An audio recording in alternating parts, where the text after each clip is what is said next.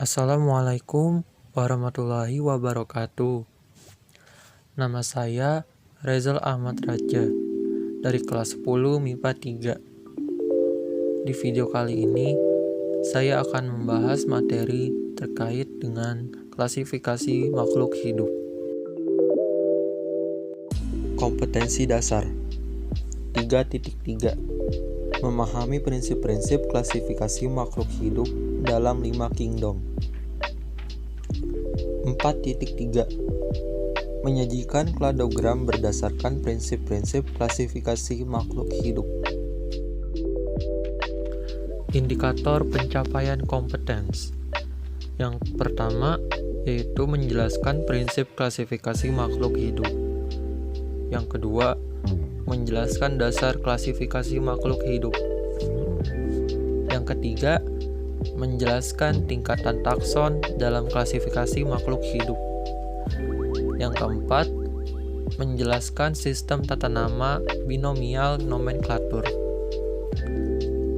Yang kelima, menentukan klasifikasi makhluk hidup menggunakan kunci determinasi. Dan yang keenam, menentukan klasifikasi makhluk hidup menggunakan kladogram atau pohon filogeni. 1. Pengertian klasifikasi. Klasifikasi adalah pengelompokan makhluk hidup berdasarkan persamaan-persamaan ciri, cara hidup, tempat hidup, daerah penyebaran, dan sebagainya. 2. Tujuan klasifikasi. 1.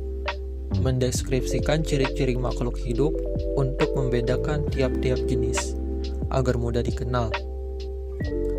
2. Mengelompokkan makhluk hidup berdasarkan persamaan ciri. 3. Mengetahui hubungan kekerabatan antar makhluk hidup. 4. Mempelajari evolusi makhluk hidup atas dasar kekerabatannya. Manfaat klasifikasi. 1. Untuk mempermudah dalam mempelajari organisme yang beraneka ragam. 2. Untuk melihat hubungan kekerabatan antar makhluk hidup yang satu dengan yang lain. Dasar-dasar klasifikasi. 1. Berdasarkan persamaan. 2. Berdasarkan perbedaan. 3. Berdasarkan manfaat. 4. Berdasarkan ciri morfologi dan anatomi. 5. Berdasarkan ciri biokimia. Macam-macam klasifikasi ada 3, yaitu 1. Klasifikasi sistem alami. 2. Klasifikasi sistem buatan. 3. Klasifikasi filogenetik. 1. Klasifikasi sistem alami. Klasifikasi ini didasarkan pada sistem alami. Artinya suatu pengelompokan yang didasarkan pada ciri morfologi atau bentuk tubuh alami, sehingga terbentuk takson-takson yang alami. Misalnya, hewan berkaki 4, hewan bersirip, hewan tidak berkaki, dan sebagainya. Pada tumbuhan misalnya seperti tumbuhan daun menyirip, tumbuhan berdaun seperti pita, dan sebagainya. 2. Klasifikasi sistem buatan. Klasifikasi sistem buatan diperkenalkan oleh Carl von Linné. Ia lahir pada tahun 1707 dan meninggal pada tahun 1778. Ia adalah seorang ahli ilmu pengetahuan alam dari Swedia yang namanya dilatinkan menjadi Carolus Linnaeus. Pada sistem klasifikasi buatan, kategori organisme didasarkan pada sejumlah kecil sifat-sifat morfologi.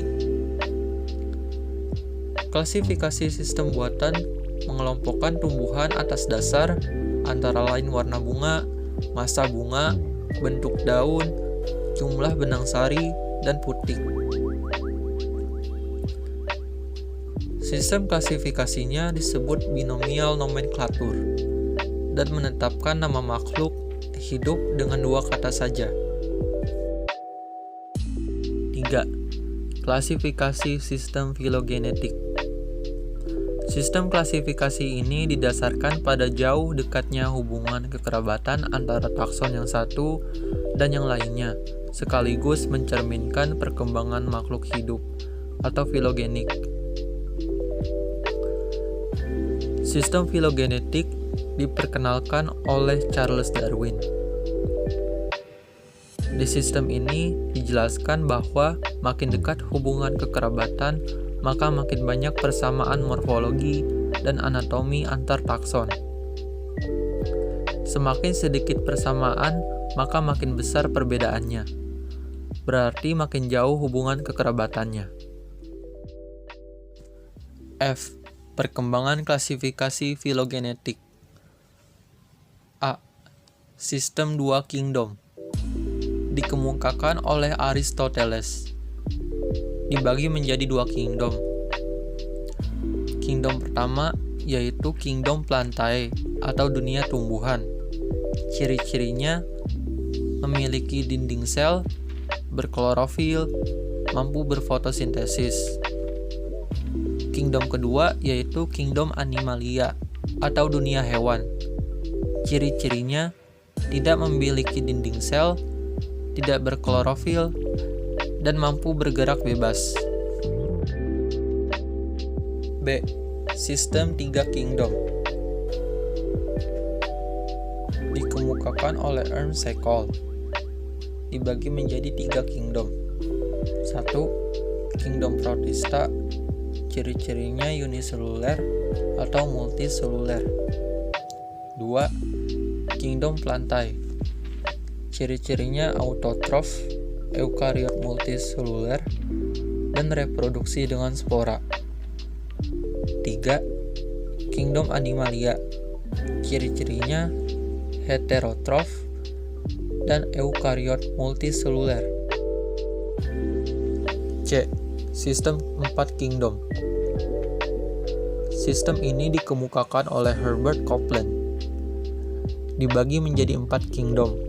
1. Kingdom Monera.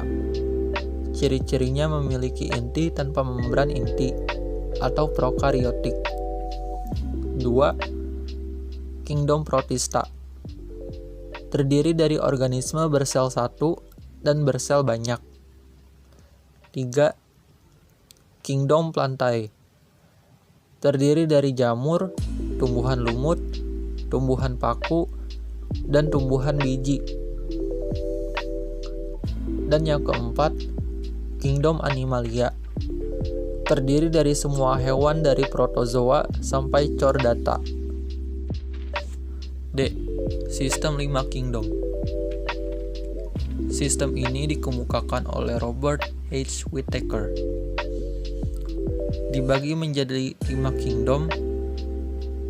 Pertama yaitu Kingdom Monera, ciri-cirinya prokariotik atau Archaebacteria dan Eubacteria. 2. Kingdom Protista, ciri-cirinya uniseluler atau multiseluler dan eukariotik. 3. Kingdom Fungi, ciri-cirinya eukariotik, heterotrof, tidak berklorofil, dan dengan sel dari zat kitin. 4. Kingdom Plantae, ciri-cirinya uniseluler atau multiseluler, eukariotik, dan autotrof. 5. Kingdom Animalia, ciri-cirinya multiseluler, eukariotik, dan heterotrof. A. Tahapan dalam klasifikasi. 1. Pencanderaan ciri-ciri makhluk hidup. 2. Pengelompokan berdasarkan ciri-ciri. 3. Pemberian nama takson. B. Urutan tingkatan takson dalam klasifikasi. Di urutan pertama ada kingdom atau regnum. Di urutan kedua ada divisio atau filum. Di urutan ketiga ada klasis. Di urutan keempat ada ordo. Di urutan kelima ada familia. Di urutan keenam ada genus. Dan di urutan terakhir nomor 7 ada spesies. Dan yang terakhir ada kladogram. Kladogram adalah diagram percabangan yang dianggap mewakili hubungan kekerabatan di antara organisme yang dikelompokkan. Kladogram dapat dianggap sebagai pohon evolusi. Sebuah kladogram menjelaskan bagaimana organisme-organisme berasal dari nenek moyang yang sama. Sebuah kladogram juga menunjukkan urutan kronologis di mana organisme berpisah dari nenek moyang yang sama. Kladogram dibangun dari serangkaian titik bercabangan dua. Pada setiap titik percabangan akan mengeluarkan satu spesies yang memiliki ciri yang berbeda dibandingkan spesies yang lain. Sekian video dari saya. Bila ada kata yang salah, mohon dimaafkan. Terima kasih telah menonton dan semoga bermanfaat. Wassalamualaikum warahmatullahi wabarakatuh.